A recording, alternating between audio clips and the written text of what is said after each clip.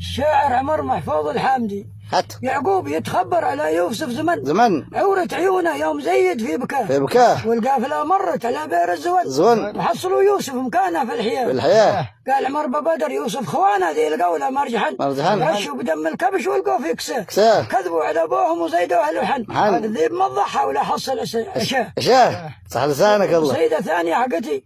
وسبحان ربك ذي خلق ادم بشر خلقه من الطين ويعيده اله. هو ذي خلق الشمس وخلق القمر وخلق نجوم الزهرة زينة سماه الأدمى إلى حان وقته والقدر درك في شرابه وفي قوته وما صح لسانك. يأمر من الجنة. نعم.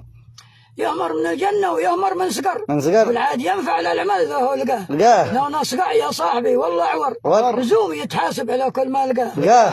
يا صاحب الدنيا احسب للآخرة في طريقك على الصراط المستقيم قال لك عماير ولقاه لك باخرة يطين ساعة تنتهي لحظة وحين.